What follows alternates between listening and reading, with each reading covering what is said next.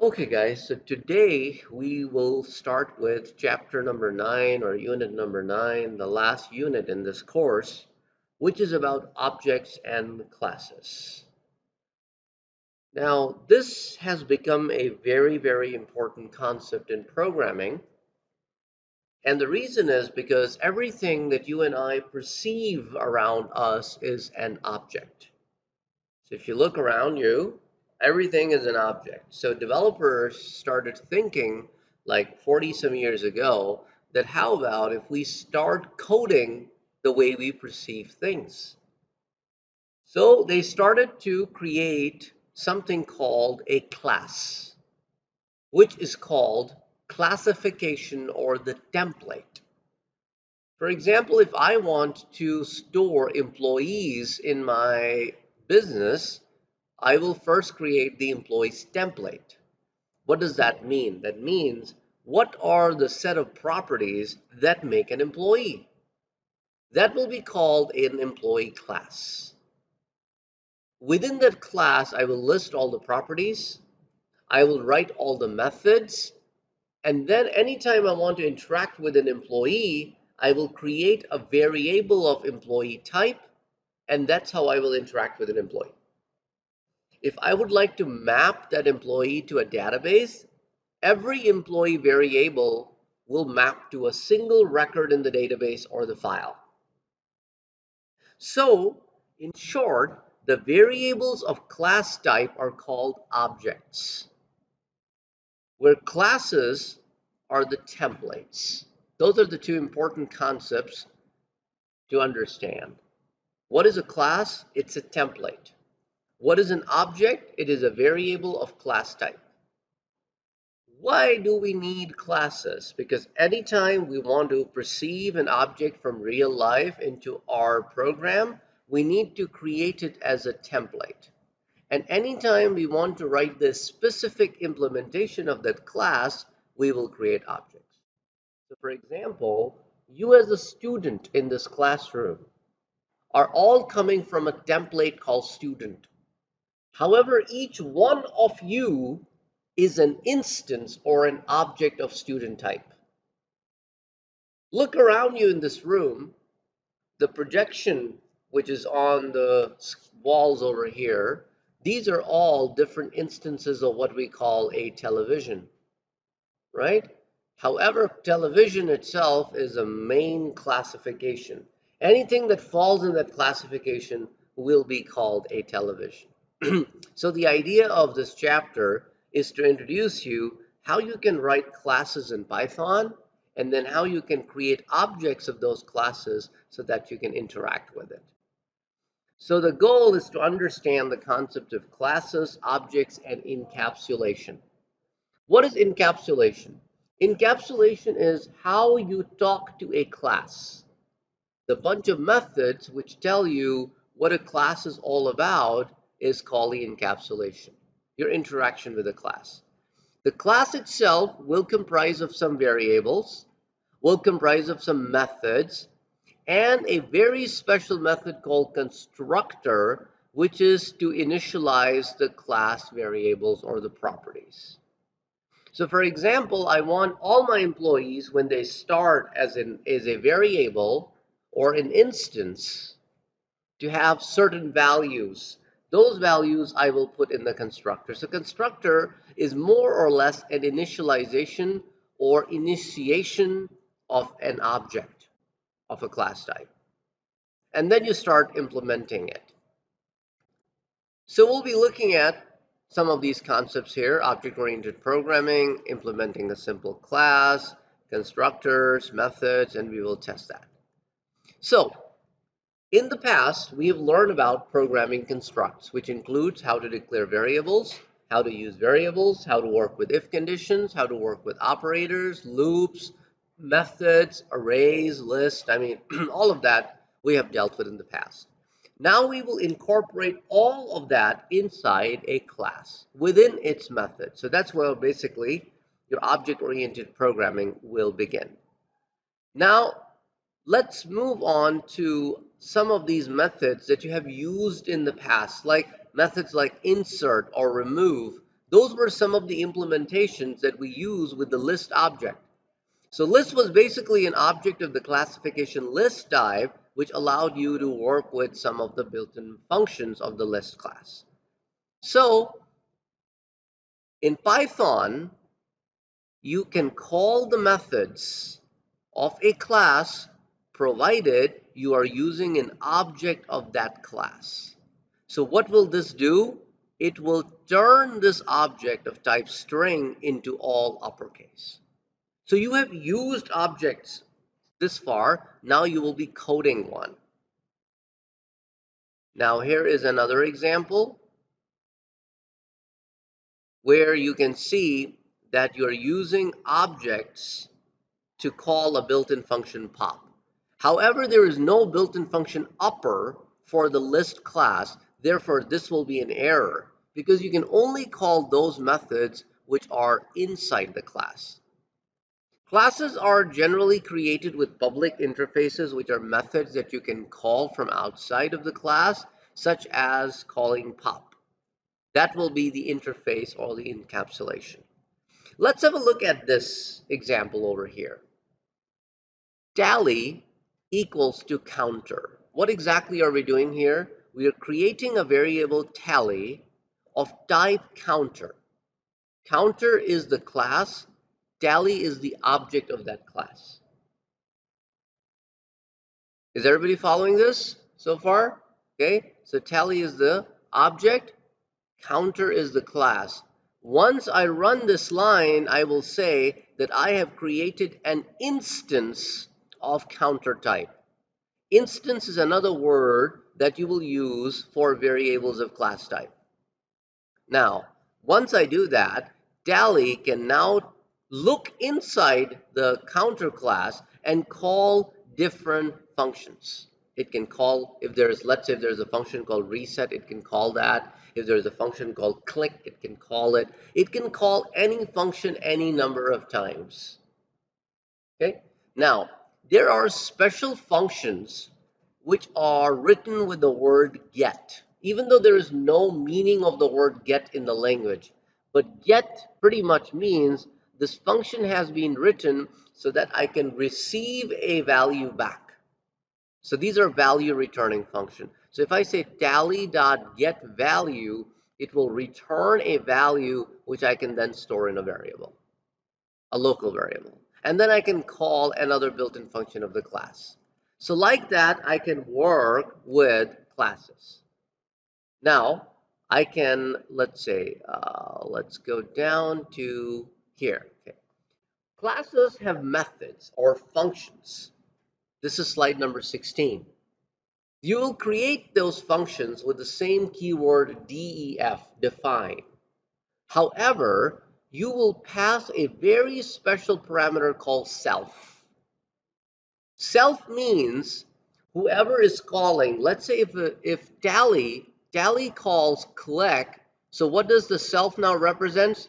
Tally. So if I say self.value, it means I'm talking about the value of tally. What I want to do now, I want to change that value by adding 1 to it. So self is a built-in entity which refers to the caller of the function. Does everybody follow that? Tally is being represented by self now. If I change my variable to a different variable, let's say concert counter, now when I call click, then self will now be who? The concert counter, will not be tally anymore. Whoever calls click, self represents that person, that entity. Okay? As though this is the get value, so you again pass self and you simply return the value. Okay, here you go. Let's have a look at the entire example. On the right-hand side, you see the class counter. The class counter has one function or method called getValue, which simply returns a value. You have another function called click, which simply adds 1 to the existing value. And we have a function called reset, which simply resets the value. Now here we see the execution of the code. Tally equals to counter. That means tally is an instance of type counter. Now tally calls reset. So what happens to the value? The value gets set at 0. Then tally.click will increment the value by 1. Then tally calls click again, will increment by 1 more. Now we say, give me the existing value of tally, and I print it. That's why the result comes out 2. Then I say, well, you know what? Click the tally again. So now what does the tally becomes? 3. So if I call the value from tally, it will now print 3. Every time click gets called, the value goes up. Every time I call get value, it simply returns the value. Every time I call reset, it simply clears out everything. That's the class functionality is. Now comes the question, why in the world do you want to create these classes? Why can't I just simply write these methods? The thing is that, as I told you before, that we perceive everything as objects in real life. So when we're coding, we want to code like the way we perceive things. So if I'm writing an application for a bank, I want to have a class called employees. I want to have a class called customer. I want to have a class called business. I want to have a class called transaction. All the transaction entities will then be placed inside transaction. It's much easier for me to control that way because I know if I go to transaction, these are the functionalities I will find. If I go to employees, these are the functionalities I will find. So that allows me to create these little containers, and then I can work with them as I want to work with them using my public interfaces. Okay, so these are some of the public interfaces that you may have for a class. For example, if we have a class called cash register, then we should be able to create a method called add item. We should pass the price over, and that should be added to the total. We should be able to receive the total. We should be able to get the total count, and we should be able to clear the entire transaction. Does everybody follow so far? Okay, now look at this. Cash register as a class. Here's a definition of add item. Have some body, right? Always remember when you're working with class, even though over here, what does it say? How many parameters does it has? Only 1, right? What about the rest of the 3? None. But when we start coding it, the nones will always receive self. And the one that says 1 parameter will always also receive self. Self is required. You have to pass self. Self means the guy who called it is the guy who is self. So now when you say, I want to create a register 1 of cash register type, what is going on here? You're creating somebody of type cash register. And the process could be repeated many times. Then you can use that cash register object, register 1, to call add item, pass a value to it. You could call any number of operation any number of times. So here you have another concept to understand. If you are calling a method that starts with the word get, these are called the accessor methods because they help you access the values. So that's slide number 25. When you want to change the value, which are called the setter methods, these are called the mutator methods. Accessor methods and mutator methods. Okay? Now, the variables of class type are called what?